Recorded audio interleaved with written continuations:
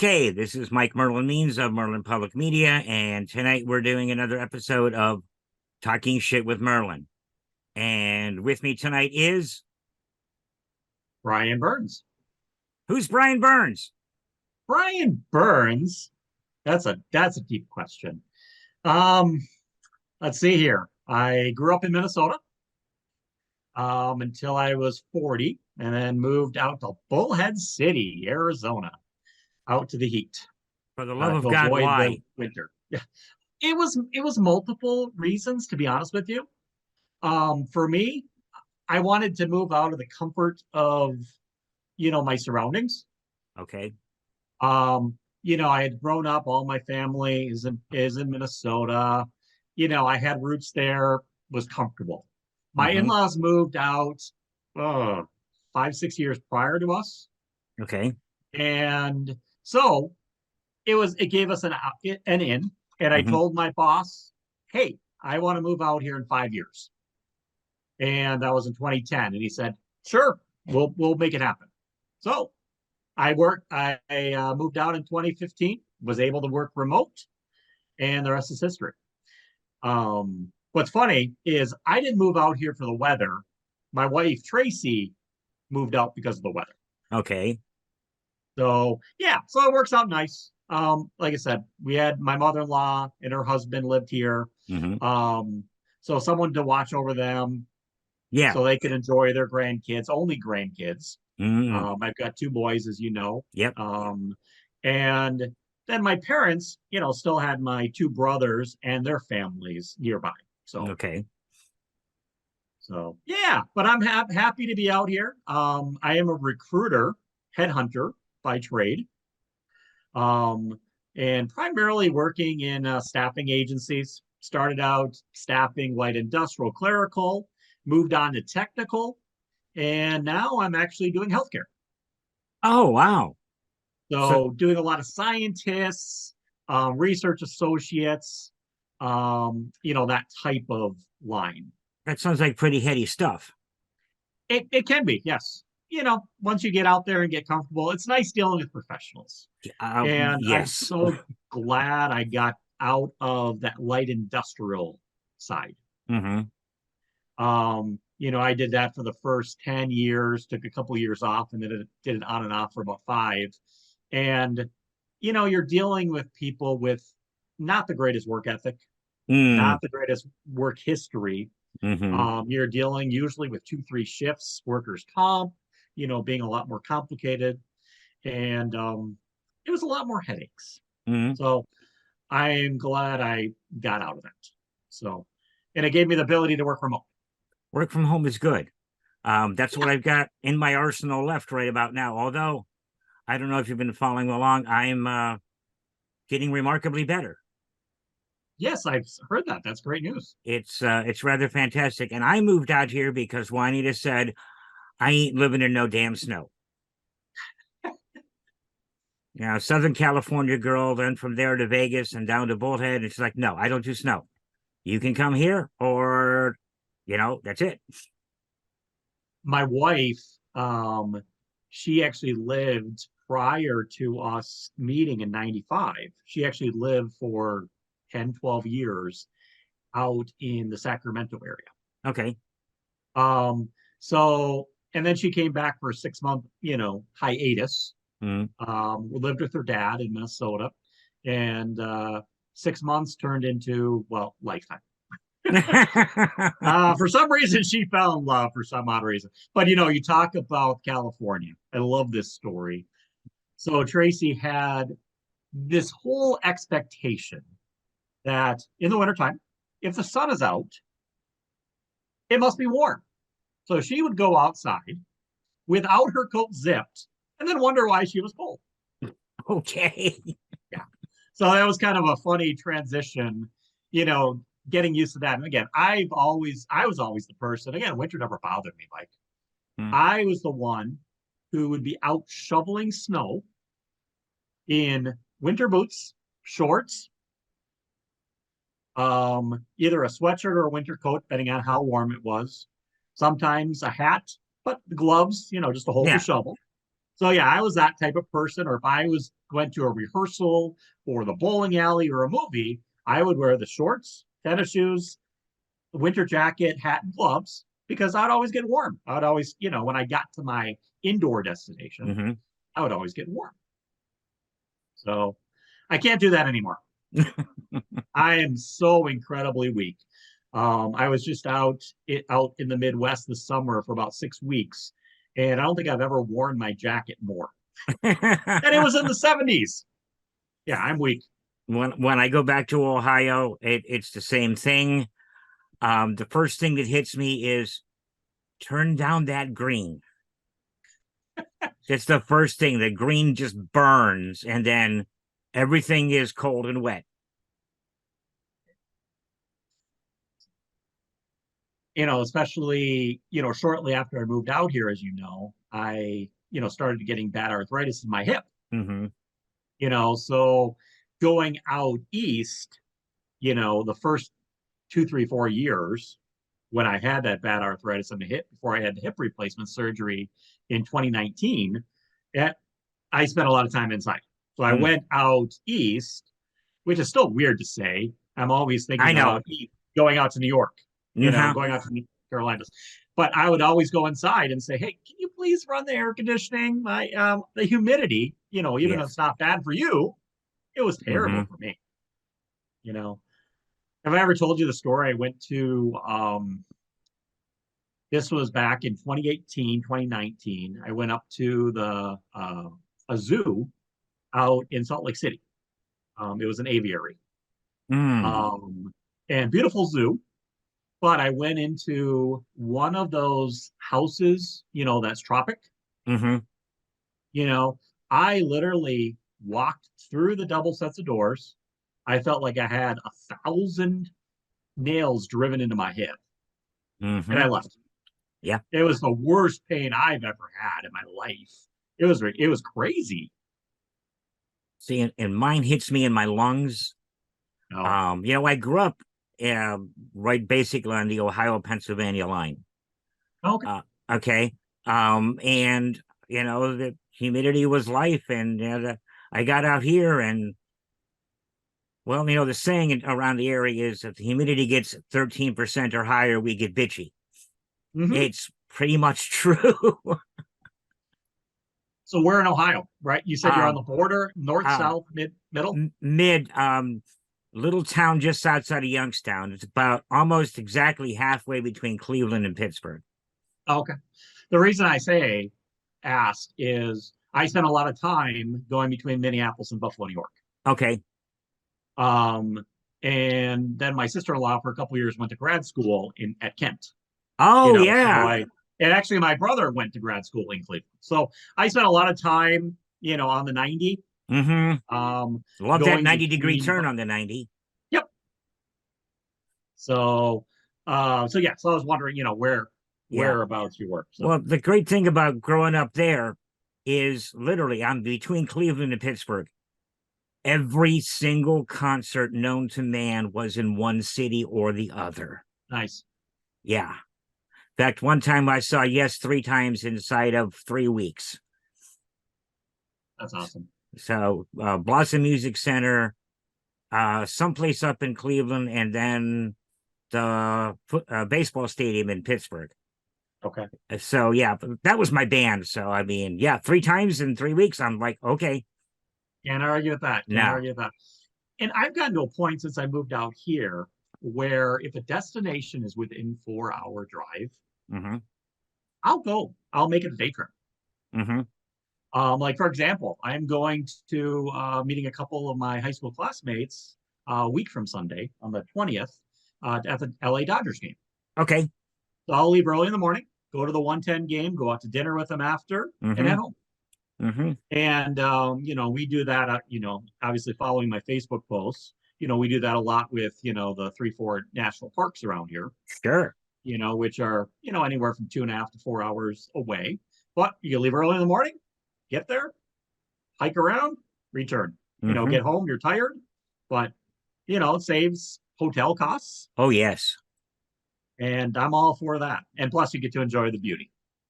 And I love a long drive. I'm comfortable with it. And now with, as you notice, I don't have glasses on. Oh, yeah, I did notice that. I had cataract surgery, both eyes. I'm 20/20 both eyes. Driving is easier. And now that I'm on my CPAP, I have energy. Good. Yep. Yep. And you're adapting to it well? Oh, yes. Good. Because it's either, again, I've been on a CPAP for a good 12, 13 years. Hmm. And I think I was waking up, I think during my sleep study, I think I woke up or stopped breathing about 120 times an hour or a minute, Holy excuse me. shit. Yeah. They were crazy about me at 32. Yeah. So yeah, that was crazy. Um, but yeah, I'm all for long road trips. Like I Hmm. said, going from Buffalo to Minneapolis, 1,000 miles.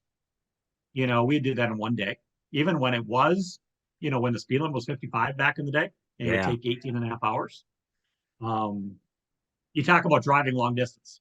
I I still don't know how I did to today with two kids, two teenagers, Tracy and I. This was last summer. We were traveling from Buffalo to Minneapolis on the 4th of July. Oh, We geez. stopped 3 times. Don't ask me how. With four ladders in the car. Yeah. Yeah. Normally a couple of us, two or three of are fine, and then one person, Yep. throws the whole ball of Hmm. wax off. But yeah, 3 times. I made it from Buffalo to Rockford, I think, with one Rockford, Illinois, with one stop. Oh, geez. This is a I minor don't know how. miracle. Yeah, exactly. And again, I'm odd. Okay, I'm odd in a lot of ways, Well, but yes, in you this are. way, well, that's how we're friends. Yes, Um, exactly. I, my experience is it's not uncommon for us to go 4 or 5 hours without Hmm. stopping. And, that's where, again, almost every time I stop and get gas. Even though technically I could go 8, 9 hours Hmm. on a tank of gas, I just don't want my gas tank to dictate when I have to stop. Okay. I let usually the bladder, because we Yes. have enough snacks in the car and we have enough drinks in the car. So that's usually not the issue. So it's just when someone is calling for a bathroom break. Hmm. Um, Well, so just you watch as you get older. That's going to become more and more frequent stops. Trust me. yeah, I've heard that. Like, actually what's funny is my parents, who are in their late 70s now, when they come out here, they'll do the trip in 5 days, which I can do in 2 days, Hmm. if I'm not stopping. But they get to Gallup, New Mexico, and that's their overnight stay. Okay. And there's been multiple times I've been heading out east. I pass Gallup, and I'm like, I haven't even stopped yet. Time to stop. And, I yell out to the car if anyone's awake. Hey, it's time to stop for the night. And we're just going. Yeah. So, but again, yes, I know the hours I travel before stopping is rare. So, but again, I enjoy it like you. I just get into I'm just very comfortable highway driving. It's relaxing.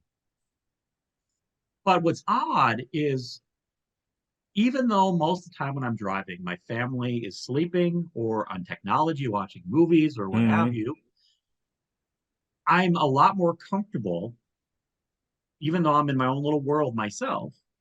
I get bored, like on my trip to LA next week. It'll be a longer trip for me because I'll be alone, Uh-huh. which just seems really strange. Like I said, when Alex and I came back from Minneapolis this past summer, a couple weeks ago, 3 weeks ago, we he was pretty much on his video the entire time Yeah. and didn't say a lot, but yet I knew I had someone there, so it was Hmm. that comfort. Um, and again, and I don't travel by myself a ton, so it's just it's what you get used to. Yeah. Um, so one thing I've been meaning to ask you, Mike, Go right and ahead. every time I think of it, our conversation has ended. Okay. How do you keep your chickens cool in the summertime? Okay. Well, when we first get them, we only have hens because city Norris ordinance says we can't have roosters. Okay. Okay. So when we get chicks, we have like a 4 foot tall, 3 foot wide, 6 foot long wire cage. And we introduce them to one of the hens and they wake up with them. And they're like, oh my God, I'm a mom. Oh my God, I'm a mom. And then we move them into this cage with little, a little deeper than a saucer water dishes. Okay. Okay. And we teach them to stand in the water. Now, chicks need to be, I think, between 99 and 109 degrees right after they're born. So now is a good time for us because we just lost a girl to get Yeah, I some heard about chicks. And we're talking about it, haven't made a decision, but we teach them to stand in water. And as they get older, they just stand in their water dish, which, okay, I've got to clean it more often than not. And then we've got this 2 inch, it's a 4x4 tray. I think it was from a kennel. And we fill it with water. We refer to it as the pool. And they go stand in it. Um, we put lights in the coop in the summer so they can see the water dishes, get down off the perch, stand in the water for a little bit, and go back. That's the only way they can put off heat. You know, Interesting. they're born in a down coat. Sure. Yep. So, the easiest way for them to vent heat, they pant, but that's not effective in our kind of heat. So they Not a stay, lot. A lot is. yeah. So they stand in water dishes and they cool down and they get out or go back to the perch or go around the yard or go Sure. off, we call it chickening, just hunting and pecking and looking for bugs and whatever. But yeah, Interesting. Again, I've always wondered that with, you notice there's a lot of, not a lot, but there are horses that live out here. And, yes. and I've always wondered that, and again, you keep hearing, and we only have a dog that, okay, you can't be out for too long, because of the heat, Hmm. the pavement, even the grass or Yeah. rocks. Um, and, owning a pool, I even realized that I need to wear shoes. Yeah.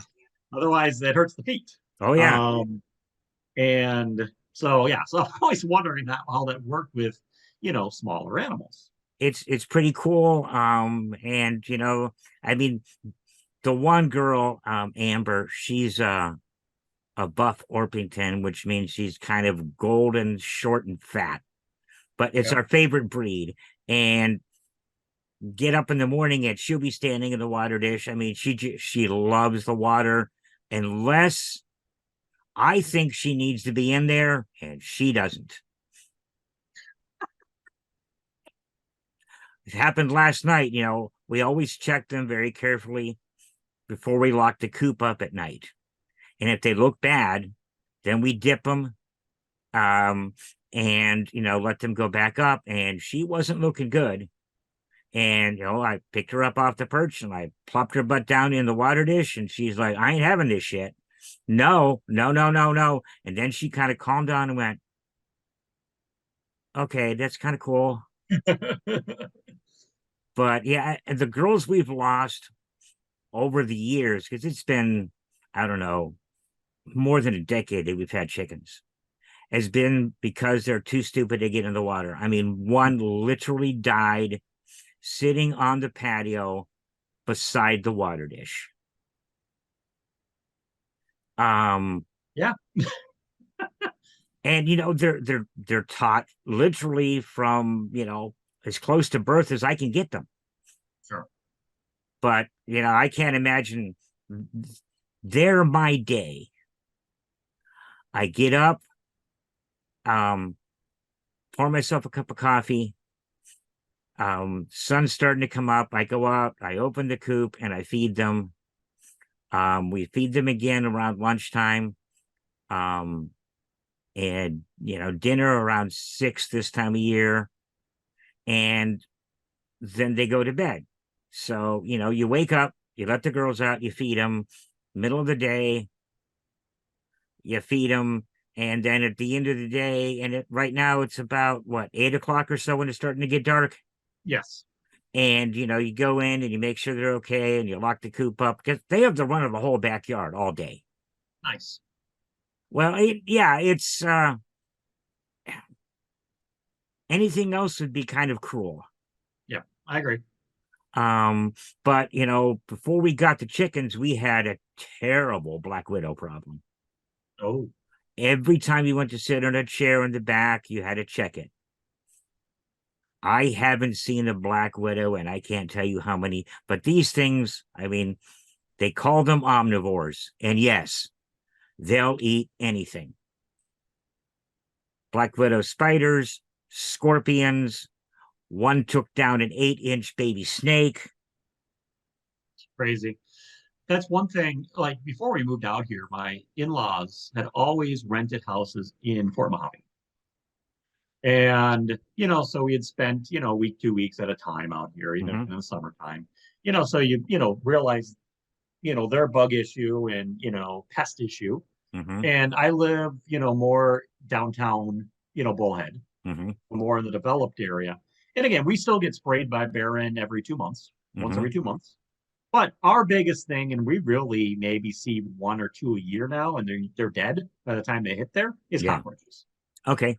I've yet to see, any, widows or, scorpions or any of that myself in 8 years. So, and I'm okay with that. Well, and I mean, I've had scorpions and tarantulas in my house, and well, two old hippies scoop them up, take them outside, let them go. And um, and if I even mentioned spraying pesticides to Juanita, she would like castrate me. Oh, of course. But we have a couple things we use for pest problems like diatomaceous earth, and occasionally there's a vinegar and water solution, and a new one she just tried this year. It's a clay powder, and you mix it well with water and you spray it on the plants. And what happens is it does not kill the bugs, but it irritates their feet so much that they don't, proper word, reproduce. They're too tied up with trying to get this off their feet that they just don't do anything else. Sure. And obviously, I'm guessing you got to watch what you put around there because of the chicks. Because of the chickens and the plants. I mean, the gardens, we're going to eat this stuff. Yeah, that's true. We don't use herbicides or pesticides of any kind. Sure. And I can get militant about that. I don't generally, but it's just kind of like, there's a better way. Yep. And there's planting procedures where you put this plant next to that plant, and they scare away each other's major antagonistic insect. And Juanita, she's the brains, I'm the labor. That's Okay. You gotta have our strengths. I always tell that old adage or old story that this was probably back in 2001. We had just bought a new grill. And Tracy was inside, was in the garage assembling the grill. And I was inside vacuuming and doing laundry okay. and ironing. Mm-hmm. So basically, long story short, my technical skill is basically putting in a light bulb. Okay. That's where and her dad was a handyman. So, she picked okay. up out of that. So again, we have our strengths. Yeah. And just like when I'm directing a show, I'm in charge of, for, RCCTP, I'm, in charge of everything, including set construction. Uh-huh. So I learned to delegate. I'm not like I know what my strengths are. I'll be there. I'll be there moral supports. Yep. But I'll turn to other people going, okay, I'm an idiot. What do I do? Hmm. This is what I want to accomplish. How do I accomplish it? Yeah. Oh, Is there a show coming up sometime? so in so normally RCCTP, the adult theater, does the September show. Hmm. But since Diane McKenzie, who is the director for Ghostlight, Right. she had to, because of Julia Garner, is having to direct the Christmas show for the adults. Oh, okay. And so she moved, basically, Ghostlight is doing the September frame. Okay. So they're doing September 8th and 9th, and of Green Gables. Yes, I want to And see then, that so bad. so I honestly don't know much about it. So, but I'm, going to see it. Yeah. Um, and then our normal September show got moved to October 12th through the 15th. Again, Okay. always the second weekend, which is really Yeah. nice. The 12 Angry Jurors Yeah. that Andy Hogan is directing. Are you in that one? I am not okay. Technically, yes. I'm doing a recorded voice. Okay. So technically, yes. Technically, no. Hmm. And I'm okay with that. Yeah. I'm You more can't of a do them all. comedy fan. I'm more of a comedy fan, melodrama fan.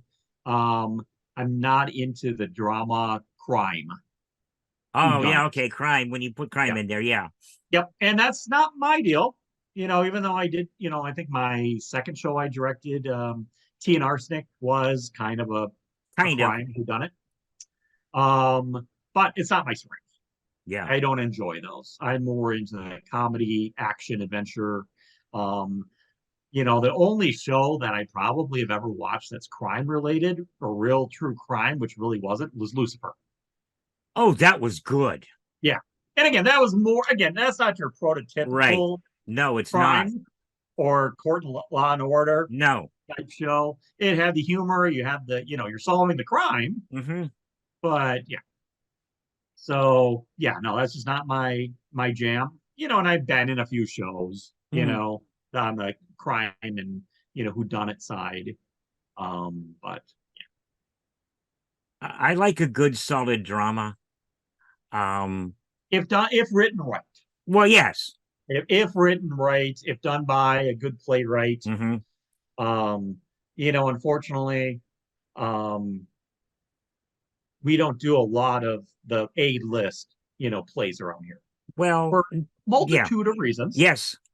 But I actually, Mike Ronk asked me, who is the new artistic director taking over for Julia. He asked me to be part of the script review for next season. Oh, cool. So from the 24-25. So I Hmm. just finished up. I took about a week and a half. I read 8 shows. Mm. And I'm not a reader, Mike, but I'm like, I want to get this done. I want to Yeah. get this done. So I'm going to, Hmm. you know, put my nose to the grindstone. And I think, and again, obviously they haven't selected the shows, Right. but 6 out of the 8 shows, and I think, Mike was leaning the same way. So obviously I saw us getting the boards approval, are going to be good. Are going to be some good humor. Got some farces in there, I do some like a good good comedy, farce. multiple doors. So yeah, it'll be fun. So I'm hopeful. In regards to, the 24-25 season. Hmm. Not saying this season's not bad. Well, Honestly, I've only read one of the shows or 2 of the shows, I guess, 2 out of the 4 hmm. that RCCTP is doing. Um, so I don't know what the other 2 shows are. I don't know what they're about. Yeah. I know they are. I just don't know what they're about. Hmm. So have we done casting? Are we started rehearsal? 12 Angry Jurors, they actually did auditions. I was in Minnesota, end of June, middle of June. Okay. And he cast a few weeks later. And I think they've been rehearsing. I think this is week 2 or 3 now.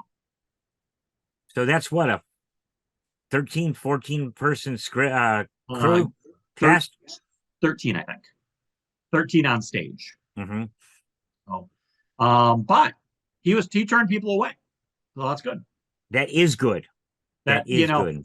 again, I've been fortunate for all my shows to get a great turnout. And I'm going to need a good turnout for my February show that I'm doing because I need a cast of, again, 12, 13 myself. Mm-hmm. But again, February is usually pretty good. So I'm comfortable on that. And then also doing 12 Angry Jurors instead of 12 Angry, isn't it 12 Angry Men? Yes. That's the original Mm-hmm. movie play. Um, so that opened up some flexibility as well. Mm-hmm. And we got some new people from my understanding. Mm. Again, I haven't met them. But looking at the cast list, there's some new blood as well, which is always Always appreciative. good. Yeah. Including a couple males, which I'm Yes. excited. No kidding, man. Especially as a director, when one of your main actors, myself, or in Andy's case, Andy, you're directing a show, but you need to cast all these men. Mm-hmm. It's hard. Yes. Especially again when there's only a handful of them around. Yeah. So, part of our group is. So yeah, so that was a blessing. Again, I told Andy, I'm like, hey, if you need me, you know what I can do, cast me. But Mm-hmm. he texted me after he set his cast cast the show. He's like, Brian, thank you for offering, but you're off the hook. And again, it might not have been so bad because, you know, with it being in October, I would still have had 2 full months. Yeah. With it being that second weekend in September, and I don't usually return till mid to end of July. Yeah. From the East, it always a little more struggle, you know. But I'm still expecting a possible call. Well, things happen. Oh yeah, especially when you cast and audition that far in advance. Mm-hmm. 2.5 months, July, August, September, 3.5 months, really. Well, and so did he do the auditions before everything got pushed back timeline? Yes. Okay. No, no, no, no, no. Hmm. He knew of the new timeline. Okay. Yeah, because that arrangement had been made probably April, May. Mm-hmm. So he knew that his show got shifted, which is Mm-hmm. positive. And that's the other hand is I'm actually scared because of for my show going on the 8th through the 11th of February, the Christmas show doesn't end until the 10th. So I'm holding auditions literally that next week Mm-hmm. and hopefully casting right away. But then what do we hit? Christmas. Yep. We New hit New Year's. Year's. Yep. And my other 4 shows I've directed, I've been fortunate that I haven't had to start rehearsals until usually that first Monday in January. Mm-hmm. Because of timing. But I may need to, do a rehearsal or two prior. Well, we figure that out as we go along, and it's all going to Exactly. come down to who auditions and who you cast. That will make all the difference in that. Yep. And that's what was really nice about my last February show when I directed Baggage. I had an amazing cast. They're all veterans. Mm-hmm. They all learned their lines quickly. I was able to work on characterization, a lot quicker. I didn't have to worry about windows and gaps that much because there's only 4 people. And Yeah. really, all 4 people showed up the last, 10 minutes of the show. And like I said, it was a director's dream. You get those, and you're grateful for them. Did you hear we have new sets? No. Yeah. So this was in April. I think it was in April. Jim Gaston and his wife Becca basically did a wonderful job and basically headed the project of building brand new sets. Wow. So all of our flats are new. Mm-hmm. I think he's done at least 2 doors, one going each way. Mm-hmm. And I'm not sure if he's done it or not, but I know that he was working on a couple new windows. And I guess the old flats are already torn down. And again, those old flats, were probably about 6 times the weight of the original flats. Oh yeah. So much paint. Oh yeah. Just Yeah. painted and painted and painted and painted and yep. Yep. Oh, and then, here's the funny part is I'm not even going to use them for my show. I'm Oh, like, geez. really? I have brand new flats and I'm not going to use them for my show. But yeah, so, but again, I'm sure, Andy will use them and, I'm sure Diane will use them. So, do you want to plug your show or do you want to wait? I can plug my show. Go I'm for it. always, so, my show is called Barbecuing Hamlet. It's by Pat Cook. Like I said, we'll hold auditions starting the week of the 11th of Mhm. December. Barbecuing Hamlet is going to be a hoot. So you talk about wild, crazy, hilarious. Again, if you're looking for a deep plot, this might not be it. But it's going to be hilarious, and I'm ready to let my cast go. So basically, this community theater that performs above a funeral home. Okay. They bring in a director who's supposedly a professional director from, I think it's Buffalo, New York, actually, funny, to come in. And so the show starts with her meeting the board of directors. The second scene is the auditions, and it goes through the rehearsal process. Oh, The show is wow. put on, and then it actually ends with uh, basically the feedback from the newspaper critic. Oh, that's cool. So you see the full Yeah, line, but again, everything that can go wrong goes wrong, of course it does. of course. So a couple things. So this community theater is doing Hamlet, obviously by the name. Yes. And so when they actually do the show Hamlet, they obviously do it very poorly. They go from like scene 1 to scene 5 to scene 3 to scene 7. They kind of hop around. Mm-hmm. People forgetting their lines, drama on stage. But a couple of the fun things where the barbecuing comes in. So the story goes that this community theater, they sell, they basically before the show they actually have a barbecue. So the cast needs to speak up during the performance because everyone is licking their fingers. Also, this play, which I think is hilarious, they instead of doing advertisements in the normal playbill or Mm-hmm. program, they do it on stage. So for example, to be or not to be, go down to Franklin's Hardware off of Main and First to get your discounted dual prices for $9.99, and then it goes right back into the show. Oh my God. So it's like, who's that radio guy that you could never tell when he was doing his radio show or when he was doing a commercial? Couldn't tell when one ended and one started. I can't. The name's escaping me. Famous talk show host. But anyways, they do that, and then the last thing to make it interesting is this is done in an Old West setting. So Hamlet's done during a barbecue in an Old West setting. So cactuses and wagons and the old OK Corral. Mm-hmm.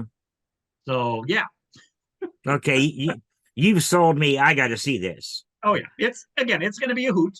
It's going to be a hoot. And so, and like I said, the actors are not very professional. Um, have you seen the show Noises Off? No, I haven't. Oh, Mike, you have to. Okay. So Noises Off is I actually saw it back 5-6 months ago down in Mesa, Arizona. But basically, it's a professional theater that the first scene is 2 hours before opening night. Okay. And basically, the final tech dress rehearsal and everything that goes wrong goes wrong. Yep. Right?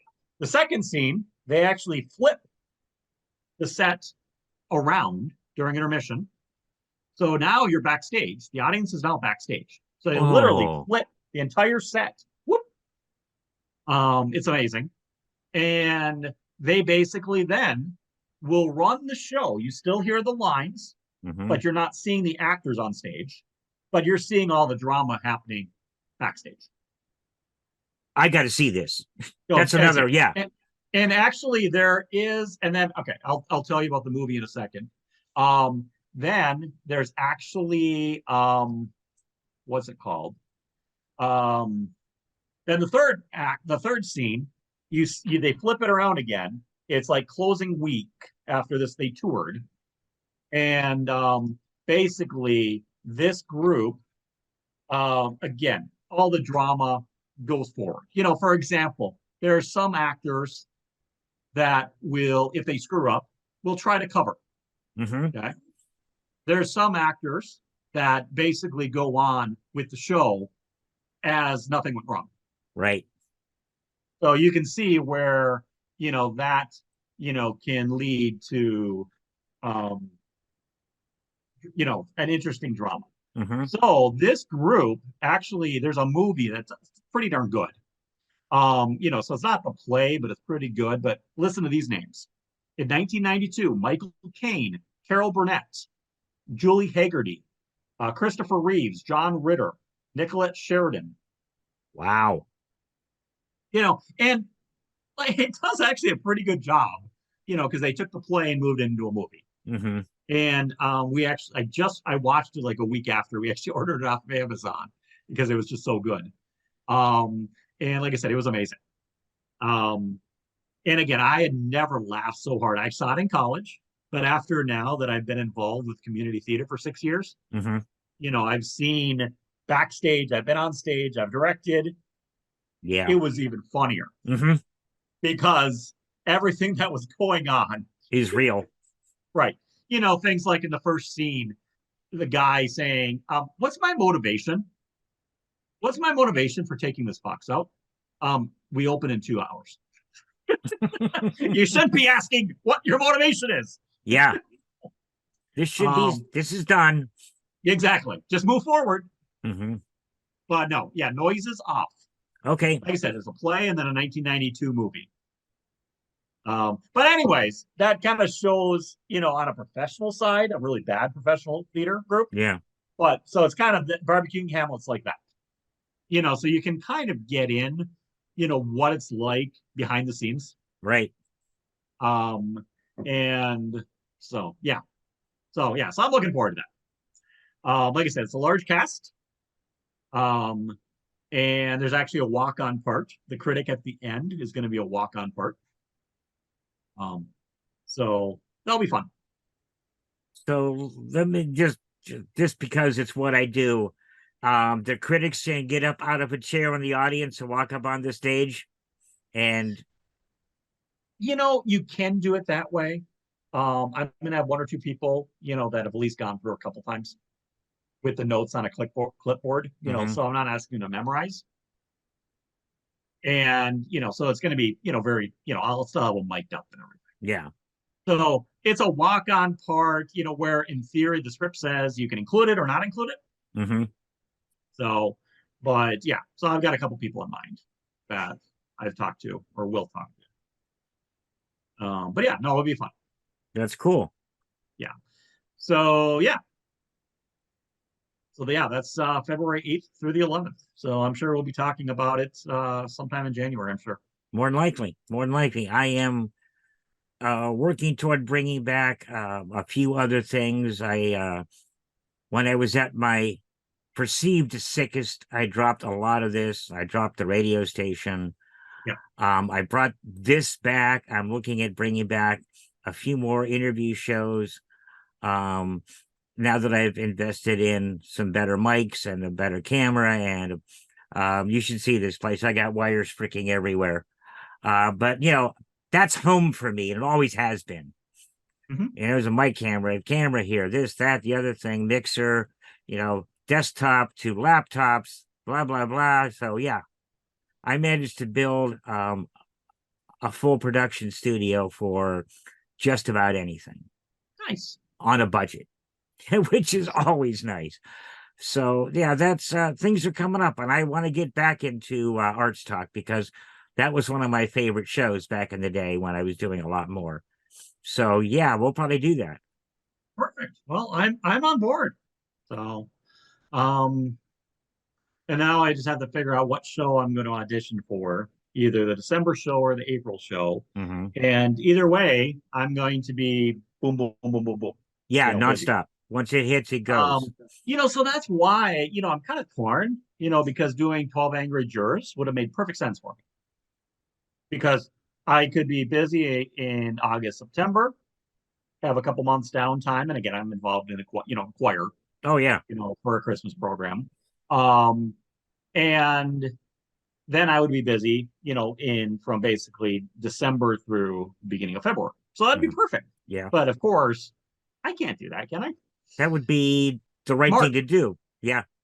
Or the other thing I always find out, I still have that college initiative in me, Mike, where I do my blocking usually a week to 2 weeks before we start rehearsing. Opposed Okay. to like right now, if I was smart, I Yeah. could block. Sure. I could do, research. But no, that's not how I roll. But for my other four shows, I was completely blocked before the first rehearsal. Oh wow. So yeah, no, I pride that in. And again, my blocking, Mike, I don't know sure if I've shared this with you. Takes anywhere from 25 to 40 hours. It's not fast, and anybody that's doing it right knows that. Yeah. Because I actually have a felt, mini stage, Okay.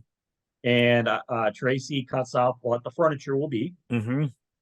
and then I have little circles, little felt circles for each cast member, for each character, and I literally will move them around, and I do it two, three, four times. Mm-hmm.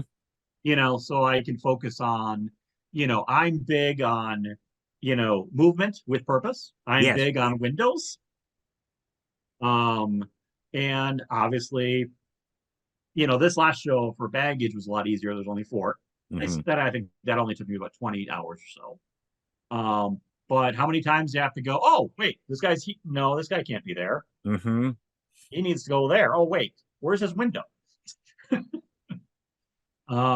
So that's one thing I am looking forward to. And I'm actually, not using the walls for my show. So I'll have more stage. I'm actually going to use I always, I always forget the names. What are those things on wheels that's, the boards that spin? Three-sided Dually? things. Yeah. I never remember their name, Okay. Anyways, I'm but yeah, using I know four what you of mean. those. Yeah. Okay. Yeah. Because obviously my first beginning of my show, there's just basically in a plain rehearsal room. And Mm-hmm. then I got to flip it around for my Old West scene. Mm-hmm. And so I should have more stage space. Oh I'm not going yeah. to have a lot of furniture. So it'll be easier for the size cast I have. And that's one negative. Again, love Optimum, love our partnership with Bullet City Park and Rec, but that stage is tiny It is. when you get a large cast. Mm-hmm. And that's where I think there was one show that I was in that we went over to Laughlin High School. Yeah, you were involved with the lighting on that. Yes, I was. Cloak and Dagger. And, since college, that was the first time I was on a full size stage. Oh yes. And it was wonderful. Mm-hmm. It was wonderful. Um, and then what was it? Oh, and I did what? One or two shows at Fox Creek Junior High. And I think actually I directed one, I was in another one. But I didn't realize when we got over there during Tech Week how large the front of their stage is. Oh, If because they got the curtain, and then right. there's got to be another 20, 30 feet Yeah. in front of the curtain. And I was like, okay, cast. I think this is for T and Arsenic. Cast, you're gonna hate me.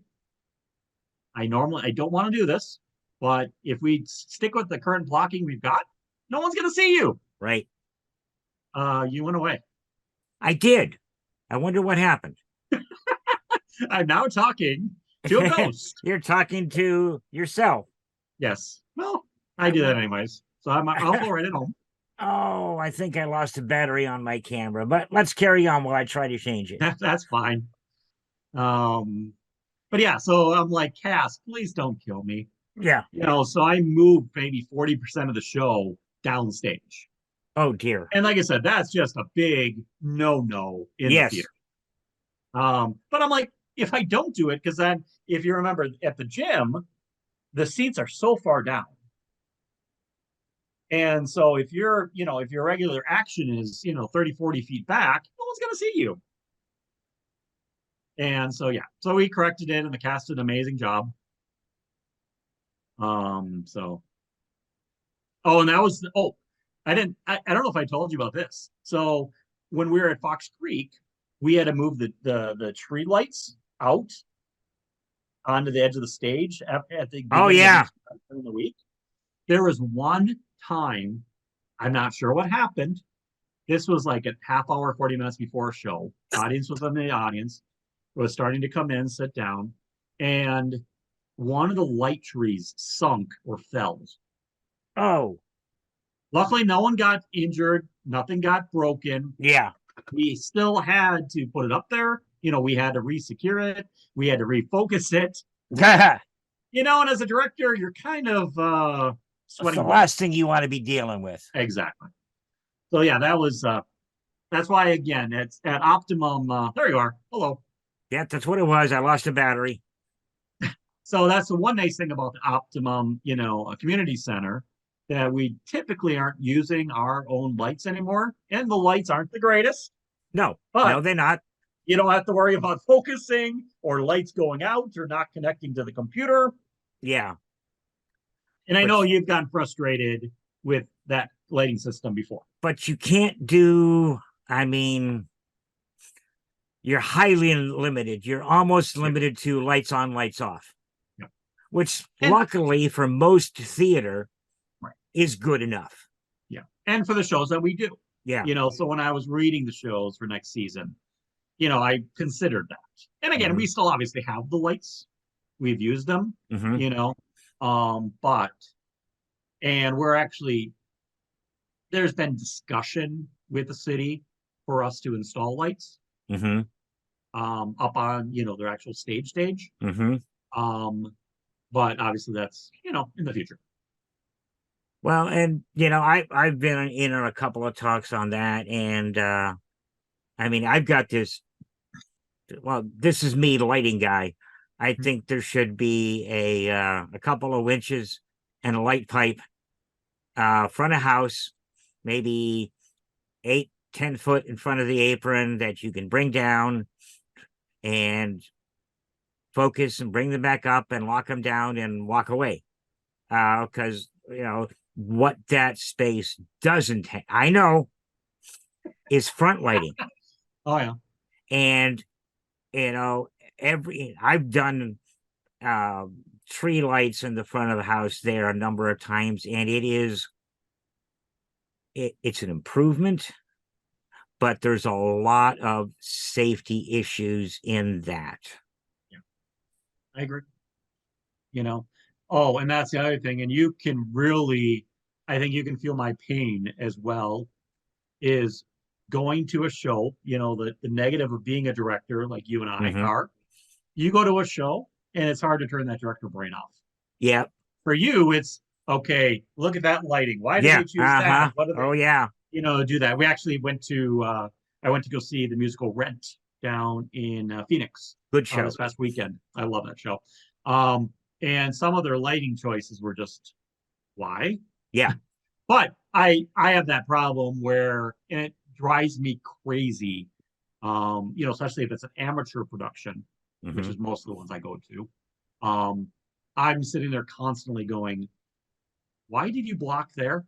Why aren't you facing out? Mm-hmm. Why did you make that decision? Mm-hmm. And I'm like, shut up, brain, shut off. Yeah. Enjoy the show, enjoy it. You But know, yeah, unfortunately, it's a curse, unfortunately, in my brain. one of the last times I went to see TSO back when they were coming to Vegas, which I cursed them for not coming back to Vegas. That's very rude of them. I missed probably at least 50% of the concert just watching the tech. And Juanita's like, what'd you think of that song? I'm like, song? What song? And what I'll do now and you'll be proud of me, is I will actually usually during intermission, I'll go down to the area between the front row and the stage Mm-hmm. and Uh-huh. Oh look yeah. around, look at the lights, look at the stage, if the Mm-hmm. curtain's open, like, Mm-hmm. okay, how is this? How is this ticking? Yeah. Or what I loved, I went to go see back in it was February of this year. I went to go see Dear Evan Hansen, the touring company. Mm-hmm. Um, and are you familiar with the show? No. No. Okay. So basically, Dear Evan Hansen, Broadway, huge success. It tours, but it's only at each location for a week. Okay. It just closed after about 2 years on the road this past July. But they're set, again, just being there a week, how they have precision spots and precision movements. Mm-hmm. It was just amazing. And again, it was very much a spotlight show. Okay. And so I just kept going through my brain going, okay, they only had a couple days. They must have had two sets. One traveling ahead, Mm-hmm. Oh yeah. and one there. But still, how do you go into a theater only a week and set up such precision? And because again, the characters were everywhere, and it was just a lot of boing, boing, boing, and it just blew my mind. Like Into the Woods, I went to go see a couple weeks ago in L.A. and the touring production, and they were there for a month. Mm-hmm. So obviously they had a chance to, Work the get in bugs out. Yeah. home. But yeah, it blows my mind how they do that. Well, what makes it easier now to do that is moving headlights. Sure. You program points and then they just pop and the color comes up and you're done. I mean, those are, and I haven't worked with them nearly as much as I would like to, but Sure. that's just it's the living in. If once they started using that in theater instead of just in concert lighting, and that was just like somebody's got to do this. Yeah. Come on, and then But it yeah, it's just amazing technology. it is. Amazing technology. LEDs have done. I mean, geez, what was okay when they bought the LEDs for? I'm gonna tell a little uh story on myself. When they bought the LEDs at Colorado Place, Yeah. and of course they're like, do you know how to do this? Do you know how these work? And I'm like, of course I do. Hell no.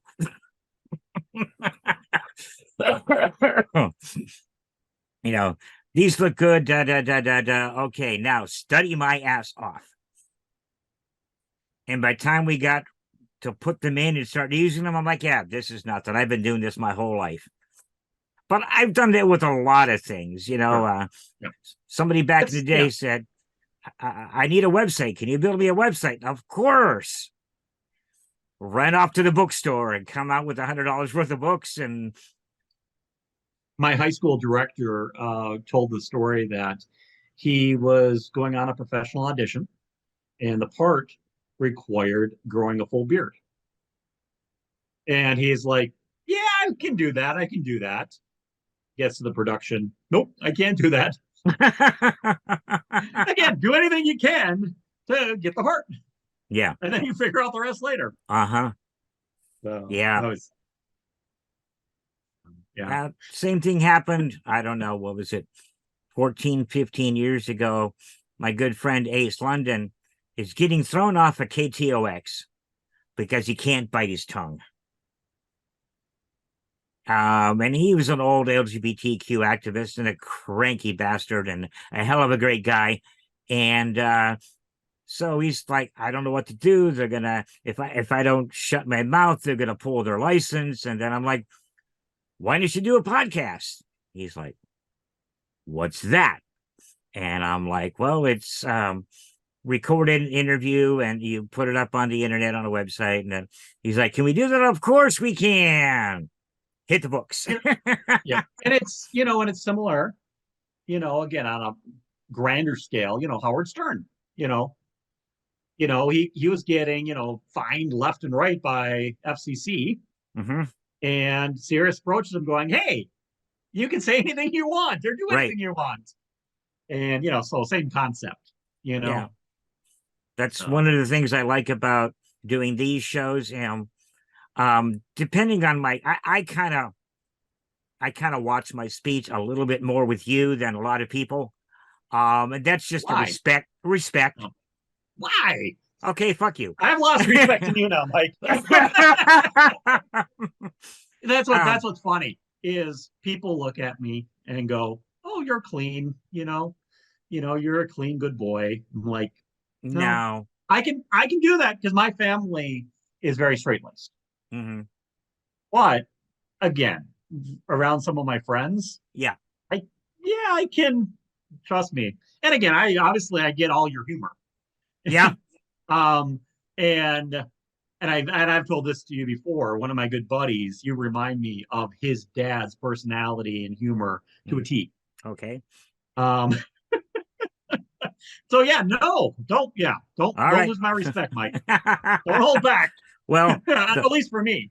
the very first episode I did of Talking Shit was my brother. Okay. My brother grew up turning the volume off and calling baseball games and football games in the living room. Nice. Um, at 16 or 17, he was an intern with local college broadcasting, and he's been doing sports broadcasting forever. Awesome. And you're like, okay, look, this show's called Talking Shit, and no rules. Well, three rules. No religion, no politics, and you're not shit talking. You're talking shit. Um, and he's like, I can't. I could talk, but he gets in front of a microphone, he goes into professional mode. Yep. And that's fine. And And I'm like that's that too, that's who with he depending is. on the group I'm Yeah, approaching. Because obviously I've done a ton of I've led a couple ton of training, yeah. around my family, around certain friends. Again, I've got, I'm kind of that split personality Mm, where again I can be that good, you know, good Catholic boy I was raised to be, or be me. I can be, yeah, Yeah, and what's your real personality right in between. And kind of going back to your earlier post of, when I tell people I'm an introvert, people go like, huh? yeah, No, you're yeah, not an introvert. You're like, yes, I yeah. am. Hmm. Yes, I am. I can Like I turn it said, on and off. after we're done here, I'm gonna go float in the pool. Well, and I don't know how you feel about this stuff, but and you've known me for a while, and in front of the camera, the microphone is generally not my spot. Right. It was very tough, and I use certain herbs for my lungs, and they also help calm me very much. And the first three or four shows, as soon as I was done and saved, I was asleep. But I got through them. Yeah. And for me, I had one I had one company that I used, Zoom meetings. So they wanted us on camera. Hmm. I've been with my current company now for a little over three years, and I think I've been on the camera twice Hmm. in 3 years. I do most of it with the camera Hmm. off, and I'm okay with that. Actually, what's really weird is I'm so often into Zoom calls, just more of as a listener, participant coming in with questions periodically, that it's hard. Like when I got on the call with you, not to instantly mute myself. Uh-huh. You Okay. know, I'm like, yeah, because I'm instantly like, okay, go right to the computer, mute. Hmm. Yeah, first time I put the camera on and the microphone, and I'm like, I don't know if I can do this, man. But I wanted to, and I pushed myself through it with, like I said, a little help. And now it's just a good time. I really enjoy doing this. It's a Yeah. lot of fun. Yeah. And really, you talk about, talking in front of people. And I've done this throughout my life, um, where you're in a new class, you're in a new group. What do you go around doing? You go introduce yourself, Hmm. give me some facts about you, right? Give me Hmm. two, three facts about you. I, even the actor that I am, I actually write all that down. And I'm nervous before I even talk. It's really strange. It's really, really strange. I do that today. So a bit of You a know, script I gives you some comfort. yep, yep. Even Yeah. but even that, I'm still nervous for whatever Yeah. reason. Because I don't know what's going to come out. Hmm. Um, but on the other hand, if I know ahead of time, I can give a speech. I can lead training to 100, 200, 500 people, no problems. But if I come into a meeting and they go, well, the main meeting leader isn't there, can you lead Brian? I go into, oh shit. Mm, You know, yeah. I'm like, Yeah. what do I do? I'm like, I'm not prepared for this. I'm not mentally set up for this. Right. Yeah. You're not in the right headspace. Yeah. Hmm. Yeah. And that's just so, I tell people that. I'm like, especially the people that see me on stage Hmm. or, when I'm singing in choirs, I'm usually really articulate. My facial expressions and everything when I play the trombone the same way. Um, that they look at me going, really? And I'm like, yeah. Hmm. You don't see me after I get home. Yeah. And that's where again for Ace of Diamonds, a show we did, Jeff Wilson directed a couple 2 3 years ago. Um, I played a really angry, aggressive, basically asshole, Okay. know it all asshole, and that took so much out of me. It was fun to do, you know. Again, it was fun to do. I was knocking chairs over. I knocked people over. It was fun to do, but it took a lot out of me. Yeah. And because again, this is not my personality. But again, I would do it in a heartbeat again because it was Mm, fun. Because it's not normally part of my persona. right. Well, and even I, behind the scenes, all this, I have to detox after a gig. I don't want to talk. Mm-hmm. I want to pack up my stuff and I want to go home and put my feet up and chill and just like leave me alone. And that's where I struggle, when I am, in rehearsal mode, where I'm busy 4 or 5 nights a week, where, I get up at 4, go to the gym, I work 8, 9, 10 hours, go to rehearsal for 2, 3 hours. Um, and then I have to come home and really I should go to bed, because I go to bed usually 8, 8:30. Hmm. Um, and instead of I just need to sit there, watch a half-hour show Hmm. and basically be brain dead. Yeah. And then I go to bed. Um, but it's like, during those times where again, it seems like for me, I'm either extremely busy or I'm bored. Mm, There's yeah. no in between. Yeah. No, I got you. Like I said, if I don't get involved in the Christmas show, I'll have rehearsal once a week. That's very odd for me, you know, just doing one choir program. Um, for me, it's either feast or famine. And it's just who I am. And then I'm like, okay, I need one day off. If that's Saturday or Sunday, I just Hmm. need one day just do nothing, recharge, sleep in, recharge the battery, prepare for the upcoming week. And Luckily, right now I'm not working that many hours. mhm, Early in my career, I was doing 60, 70, 80 hours. yeah. Um, so that was, added to the challenge. My kids are getting older now, which Hmm. is wonderful. Um, and I've got that ability to get away. Tracy and I now for the last couple of years, we've been getting away for the weekend, Hmm. periodically, and that's Yeah, been wonderful. sure. It's nice. It's nice having kids that are older. And now that Adam just got his driver's license in May, it's even nicer. Hey, go to the grocery store. Yeah. We need to get this. Go get the grocery store. Go pick up mom. Okay. See, I just reached one of my summer milestones. Up until yesterday, I was up at 4:30 every morning. Get out, get up, get out, and get everything watered before the sun is coming down on it. Mm-hmm. Because little drops of water are big ass magnifying glasses on a leaf. Mm-hmm. So it's shifted enough that now I can get up at 5 o'clock instead Nice. of 4:30, and it will move up because you really can't water until there is some light so you can see what you're doing. Because you have to check every single bed to see, if and how much water it needs. It's a process. Sure.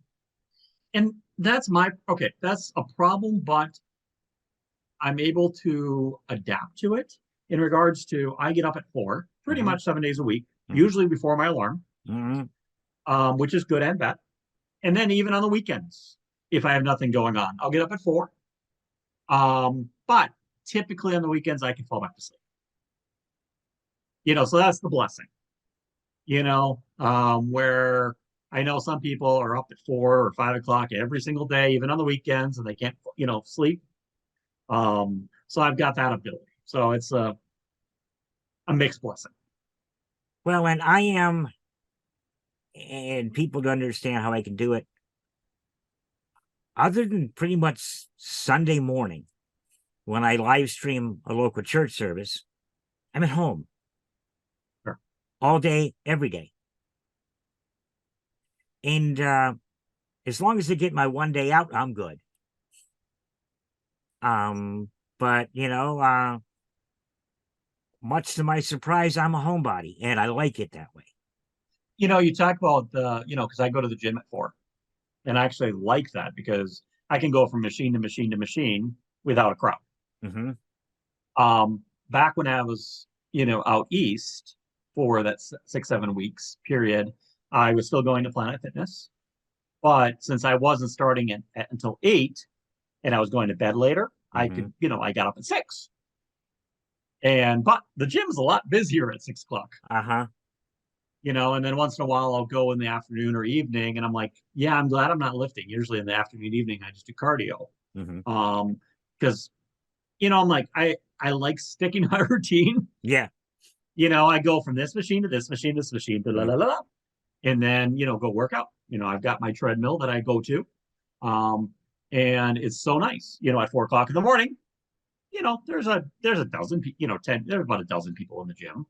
But, it's luckily it's like the largest Planet Fitness. I think I've got to like 5 different ones over the summer, different locations.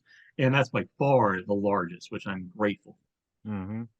There's a lot of other Planet Fitnesses kind of took over, like part of a grocery store, part of Kohl's. Okay. And, so it's a lot smaller of an area. They crammed all the equipment. Yeah. And I think ours was it an Office Max? Where Office is Depot? ours? Where is ours? Yeah. Right off of, where like the Taco Bell in Bullhead is, right across, Yeah. right there, Okay. behind that. So yeah, Yeah, that was an Office Max or something yep, like that. Yeah. yep, Yeah. and it's huge, and it's Yeah. wonderful. It's not cramped, um, and there's plenty of room to breathe. Yeah. And that's why I actually like COVID, at the gym because they had every other machine blocked off, and I Oh was okay yeah. with that. And I was okay with that. See, I remember several years back, you remember Greg. Mm-hmm. Today, he's like, come to the gym with me. I'm like, garden with me. And he's like, what? I'm like, I won't charge you to help me in the garden and you'll get the workout. I did my share of yard work. Um, back in the Midwest, I Mm-hmm. always try to keep my lawn pristine. We tried gardens, we tried to grow some vegetables here and there. Weren't the greatest. But again, I spent a lot of time outside. Mm-hmm. Um, and as you know, I've got probably what, 20, 25 different pots of cactuses scattered throughout my yard. Mm-hmm. And then obviously I've got pool. My pool takes up a good chunk of my backyard. And then the rest of it's rock. Plus, actually, minus one little square of green fake grass right off my patio, so I can sit there and look at it. Off the pool, I can look, and you don't need water. Yeah. That's the best part. When I first got here, I so desperately missed grass. After 40 years of dealing with it, and the last house dealing with the weeds, and I wasn't able to get my perfect lawn no matter how hard I worked, Mm. and it drove me nuts. Um, I had no intention. But funny story was, so we in 2015 over Memorial Weekend is when we looked at houses. We made an offer on this house that we're currently in, and they had grass in the backyard. So I'm like, and they had grass in the backyard, 2 fruit trees. And I'm like, okay, I'll deal with it when I get out here. Decide what we do. Get out here middle of July. Mm-hmm. The grass was probably 3, 4 feet high Oh, geez. and dead. Oh. And all the fruit trees were the 2 fruit trees were like 50% dead. Mm-hmm. And and basically, we talked to someone about getting removed, saying, well, you're better off just if you want fruit trees, planting new ones because these are too far gone. Yeah. And we are like, I didn't really want fruit trees to begin with, personally. So we're guessing as soon as we signed on that dotted line, they shut off the sprinklers. Yeah. And so we had a bunch of dead grass. So, which again, it worked out. Yeah. Because then, we moved in mid-July and middle to the end of August, we, laid a ton or two of rock throughout the entire yard. And that was cruel, because, wheelbarrowing rock is heavy, hard work, so I had weightlifting gloves on, had gloves on. It was, we did it from like 4:30 in the morning until 10, and then came back out at like 7. But as you're wheeling the rocks around the pool's like sitting there kind of laughing at you, going, yes, I'm nice and cool. You're warm. You're sweaty. You can't get in very easy because you can't get your gloves off. Yeah. Oh, but no, it all worked. It all worked out nice. Yeah, we have no grass. Of course, we have a bunch of trees, and you've seen the property of a bunch of raised bed gardens and all kinds of fun stuff out here. And we're just wrapping up the dying times. It's time to start getting the late summer planting in for fall, and we've torn out all of the dead stuff, and there's about 3 weeks into last part of July, first part of August, when everything just says, I'm done. I can't take this anymore.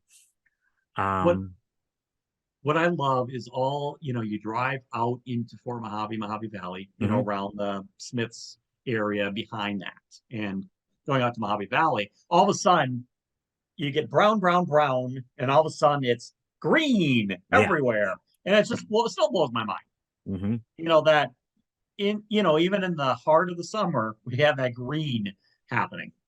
It's kind of fun. We have that in our trees, the vegetable gardens and stuff. No, that's just it's not going to happen.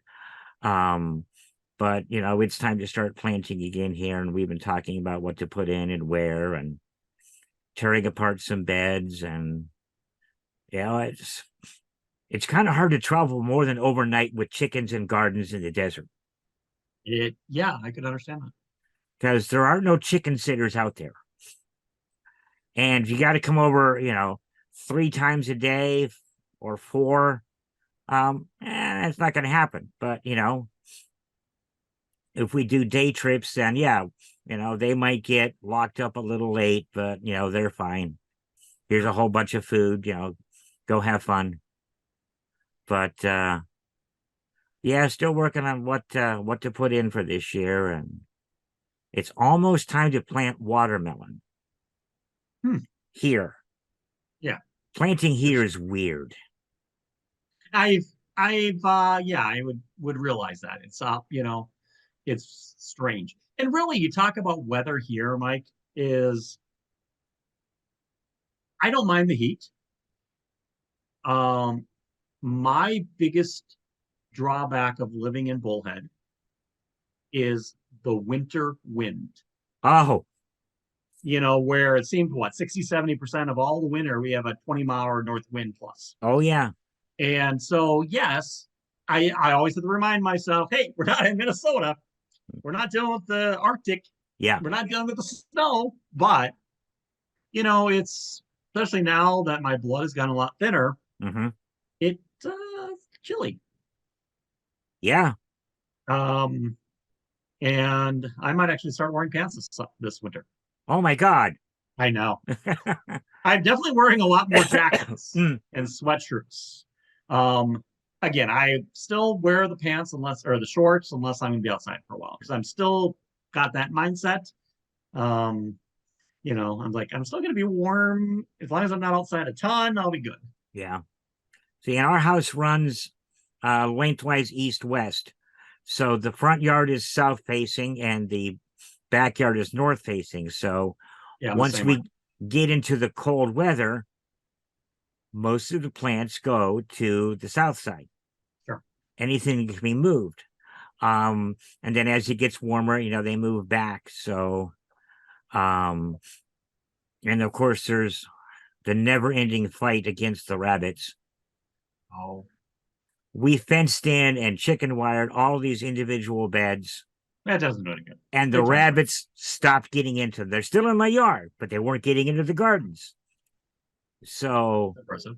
all of a sudden, we're planting and nothing is coming up. And we know it's not the rabbits because we got that fence pretty good.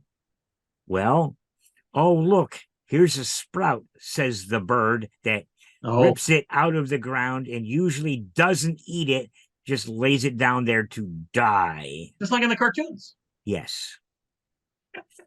I did not think that was real. It is real.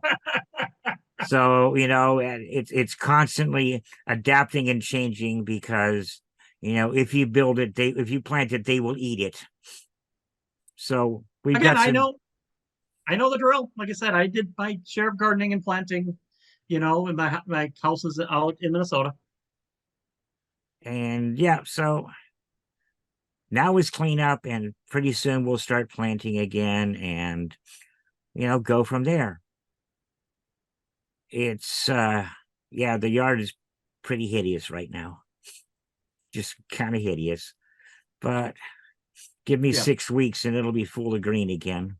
Yeah. See, for us, we always lose probably two, three cactuses every summer. Mm-hmm. Last year was actually worse. Like we had lost like four or five. Mm. But you know, we've learned. We're actually learning what type of cactus. Part of that equation was what cactuses work in this extreme heat we have here, Mm-hmm.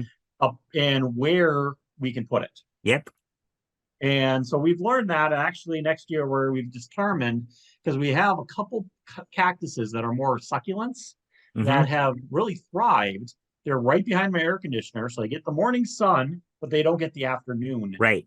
north sun, which kills it. Mm-hmm. Or we used to have a couple on the west side of the house, which is a dark red.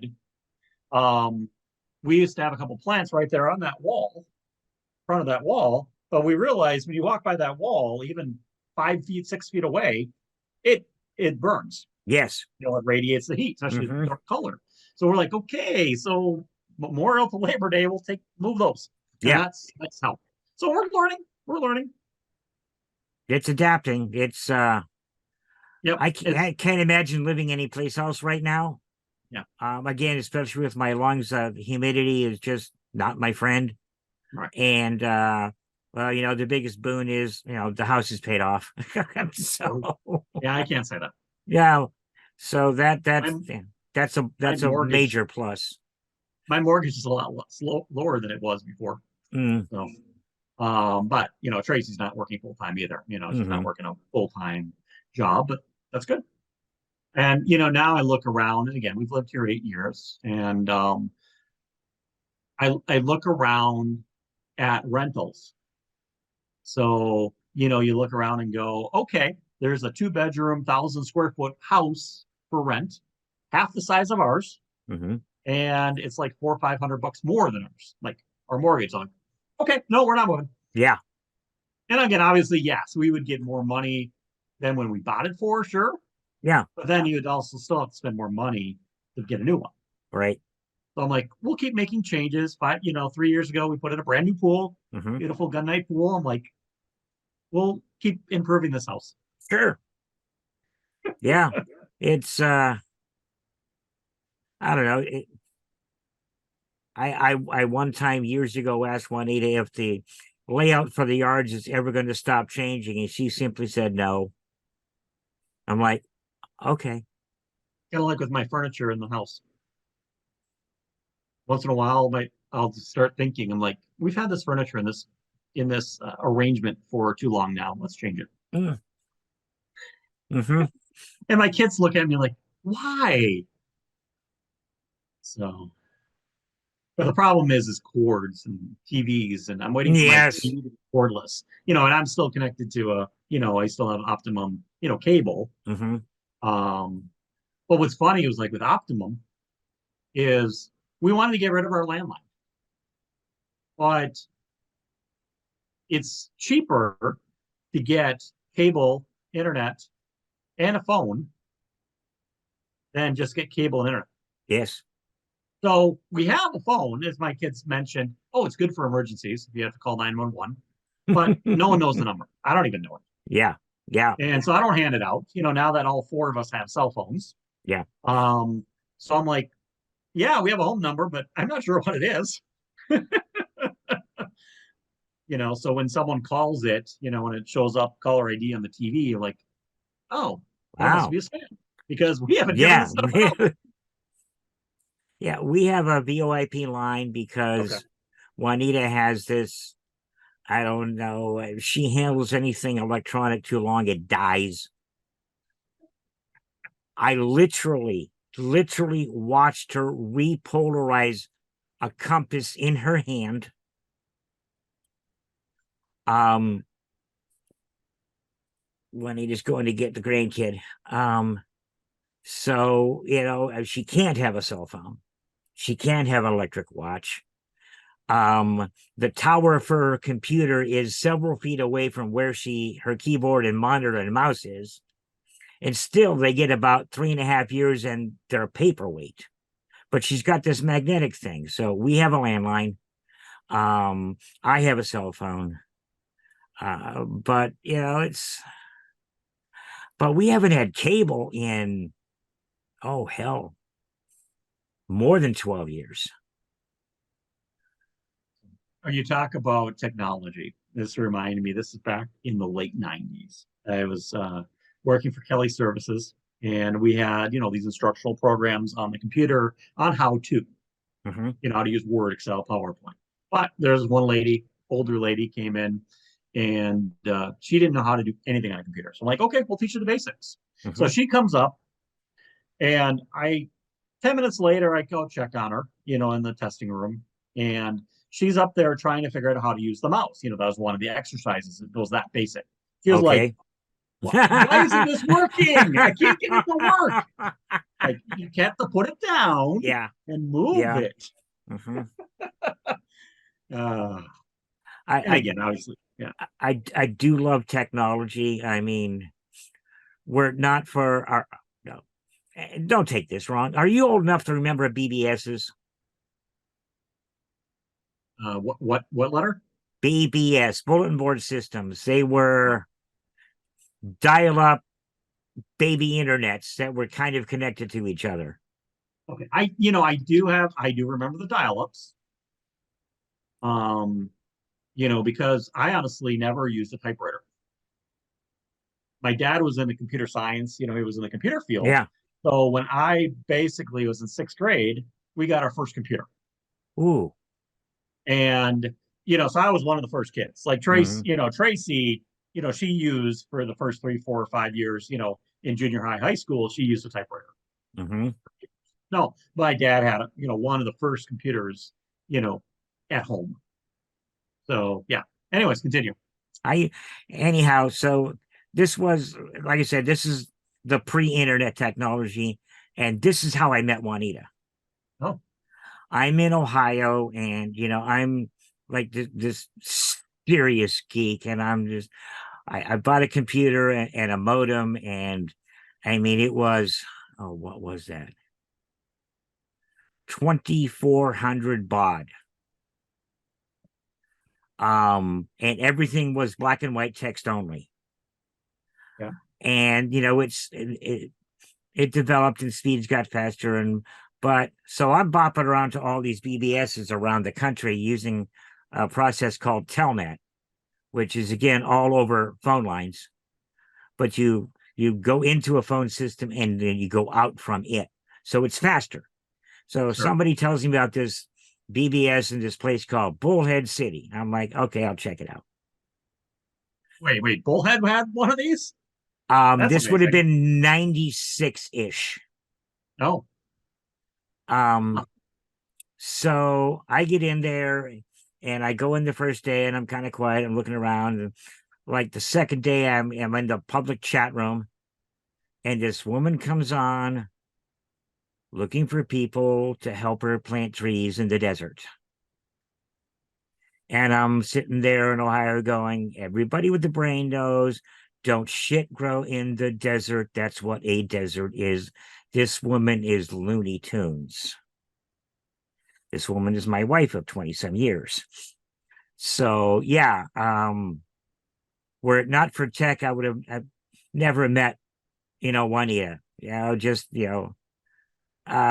So yeah, I'm grateful. I'm very You met grateful. at 96? Thereabouts, Yeah, 95, 96. okay, yeah, because I met Tracy in September of 95. Yeah, well, we were, let's see, I think I was 37 when I met her and a confirmed bachelor. And this woman was, I mean, knucking futs, planting trees in the desert. And well, you've seen my house. Trees grow in the desert. It's yeah, Have you seen Phoenix? yeah, and Because especially Tucson. if you look at Phoenix, from the aerial view, Yeah, and it looks like the Midwest. yeah.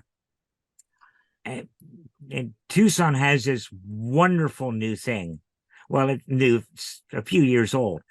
The curbs along the street, you can drill through them with a cement bit to allow the water that's going down the road to come onto your property and water your stuff. Interesting. That Because makes sense. my water bill in the summertime is insane. So any You know, free water I can get, I mean, it's mine, man. yeah. You talk about, bills. I had remember Emily. Um, she was in good gosh, All About Agatha with me. Oh, geez, that goes back. Yes. But she had roughly the same square footage house that we have. Mm-hmm. But it was a manufactured home, Okay. all on basically one level. But she paid double in the summer to air condition it. Mm-hmm. And that's one thing. Again, I still haven't turned my heat on. Yeah, you keep telling me that every year. And like I said, yeah, because our insulation is good. Is the main reason. Mm-hmm. And then, like I said, well, I still have that same philosophy. If I'm cold, I'll put a blanket on. Mm-hmm. But it really doesn't get that cold here. I No, we still got. find that fact amazing, between a manufactured home, which we did look at, Mm-hmm. when we moved out here. And I'm glad we got a stick built Yes. because the cost savings. Mm-hmm. Or, like I said, some of these, like where my father-in-law used to live in an apartment complex off of up above on Raymark. And the second story that has that is 3 bedroom Mm-hmm. apartments, they'd pay like $600 just in the summertime for air conditioning, Yeah. because of the second being on a second level. And we actually did look at there was one house that we looked at that had 2, 3 levels. And I'm glad I didn't do it, Yeah. Especially out here where land is not as a premium. Even in Bullhead, you just don't see a lot of 2-story houses. No, you really don't. And that's where you look at Phoenix and Las Vegas and Henderson, you go, how? And Yeah. obviously, yeah, they're they're just that much cooler, but still, how? Well, they average about 10 degrees cooler. Yeah. Have you looked into solar? I've wanted to.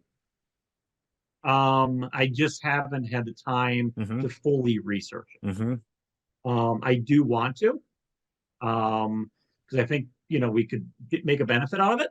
Oh but yeah. I haven't done the research. Hmm. So that's my bad. We have a small rig. Um, I used to know the rating, but I don't.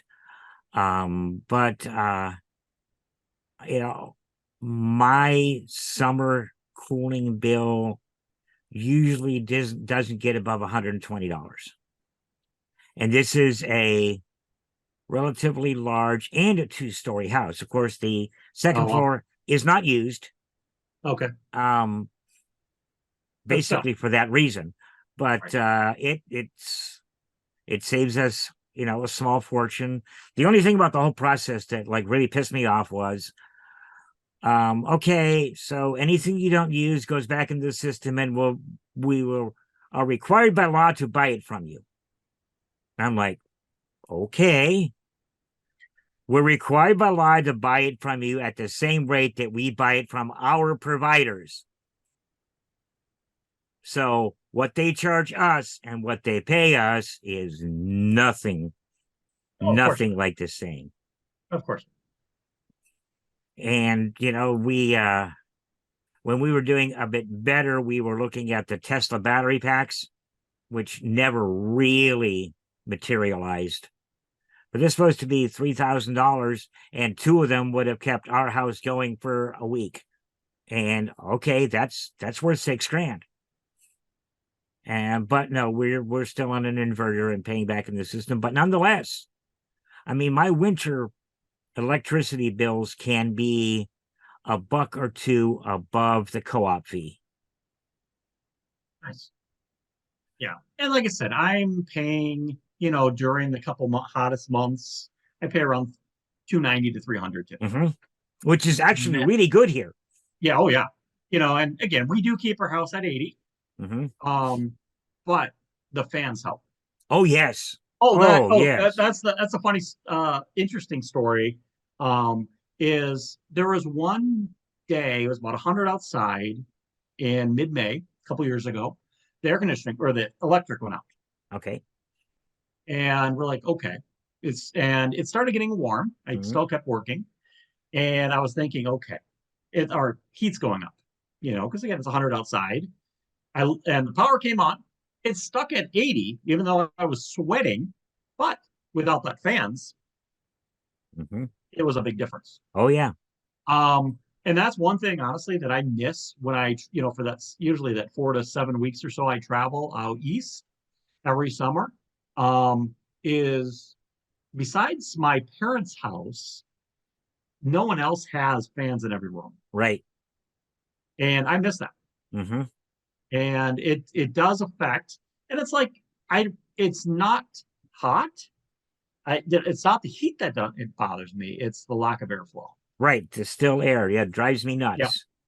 And and once in a while, like my parents, they were like, "Oh, you're hot." I'm like, "No, I just want some airflow." Yeah. Yeah. Um, It's we learned a lot of things moving to the desert, and I had I not met Juanita, I would have been nowhere near here. But yeah, I'm so glad I did. I'm glad she puts up with my shit. Thank you, dear. You put up with my shit. yeah, same thing. I, um, like I said, Tracy and I, we just celebrated our 24th anniversary, and yeah, I say the same thing to her. Like, why are you putting up with my shit? uh-huh. I Yeah. want. If I was you, I would have left long time. Yeah, no, I'm right there, man. I am. I'm exactly right there with you. I do not understand. It's like, you are sainted, just yeah, you're good. Or what I find humorous, and you always hear this, how couples become each other. Mm-hmm.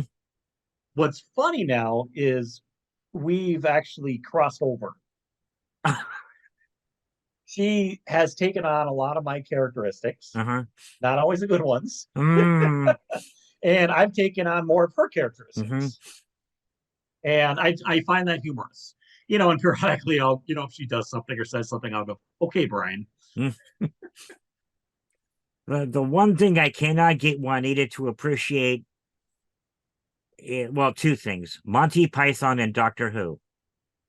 Okay, I love Monty Python. I have never seen Doctor Who. Not, and again, not that I wouldn't mind seeing it. Uh-huh. I just haven't had the opportunity. Mm-hmm.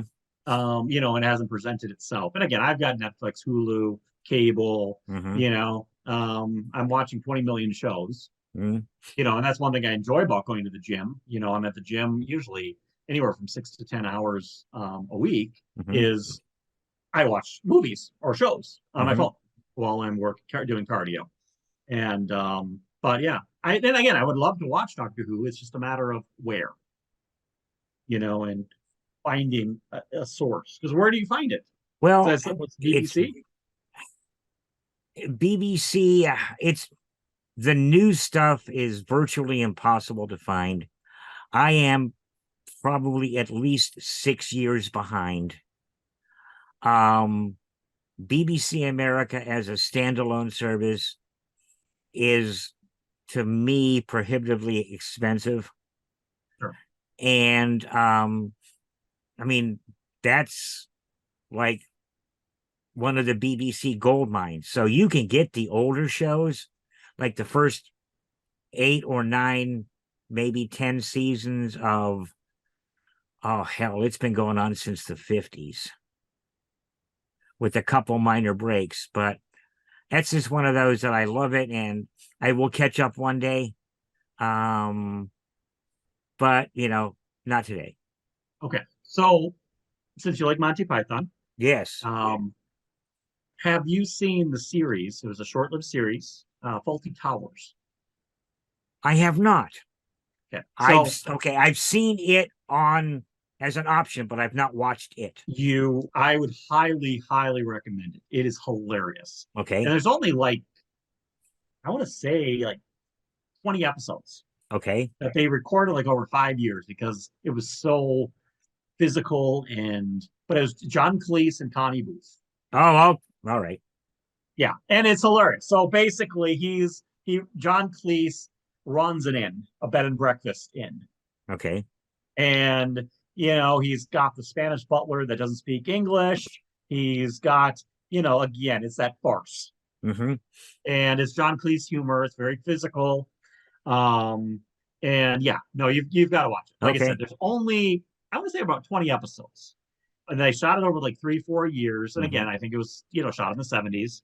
I'm guessing, but it is hilarious. If you like Monty Python, um, and like I said, John Cleese, Connie Booth, you can't go wrong. No, you can't. And We Go ahead. and I thought I heard John Cleese was working on a reboot with his daughter. Oh my. Um, that he wasn't, that she was the innkeeper or something. Okay. But again, I haven't heard too much about that. But yeah, no, Faulty Towers, gotta see. See, we rotate streaming services. Yeah, Uh, and makes sense. right now, I just finished with BritBox about 2 months ago, which Okay. is British, Canadian, and Australian TV. And I love that stuff. And now we're on Acorn, which is the same. But I'd rather watch most of that stuff than most of what I see in, US production.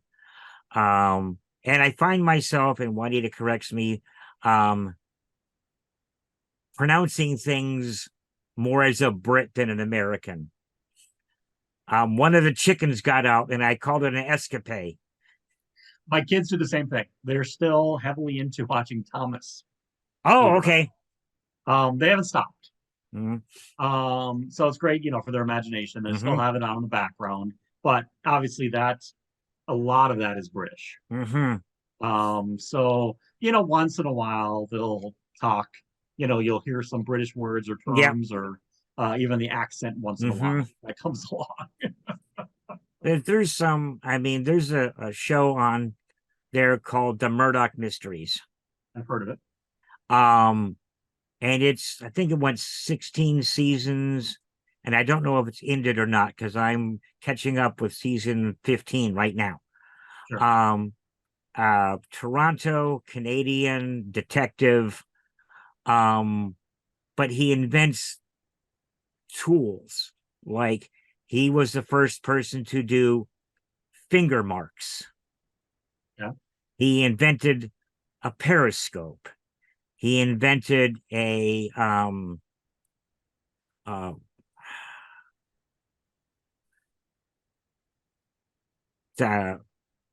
time-lapse camera. Yeah. So All this other stuff, and he has people on there like H.G. Wells. Oh, wow. And H.G. Wells and Nikola Tesla, President Roosevelt.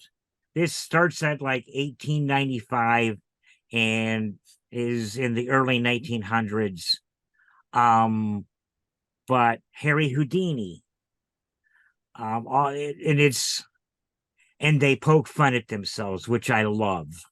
Exactly. That's Um, my type of show. One of the recurring characters, James Pendrick, decided to get into movies. And at one point in time, and he's like another super inventor, he decided to make a movie about Murdoch solving crimes. And so they called the film The Filmed Adventures of William Murdoch. Yep. And Johnny Harris, I don't know if you know, he's a Canadian comedian, said, "That's too long. Why don't you just call it The Murdoch Mysteries," which is the name of the show you're watching. And just poke fun at themselves incessantly. It's absolutely great. That's and I live by that, verdict is, again, if you can't make fun of yourself, Mm-hmm. who can you make fun of? Right. And again, I make fun of everyone. Doesn't Yep. matter their Yeah. color, their Yeah. religion, No. I make fun of everyone. Mm-hmm. I'm an equal opportunity, Yeah. Yeah. Well, you know me, I'm the including same myself. way. Yeah. If you present me as an opportunity, I'm going to take the shot. That's just it. Right. Right.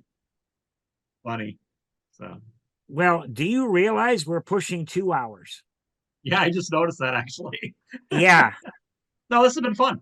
I've enjoyed it. It's been a ball. We should do it again. Of course. Yeah, I'm anytime. gonna need to wrap up so I can start dinner, Hey, or we're that's not going to important. eat tonight. Hey, I'm an hour and 15 from my bedtime. So yeah. Well, I'm in bed by about 8:30. Okay. So we're on the same page. About 8:30. Yep. It's So, been a yep. pleasure, Brian. Let's do this again sometime. Excellent. Well, All talk right, to you later, man. Mike. Thank you. Okay. Bye bye. Okay. Bye.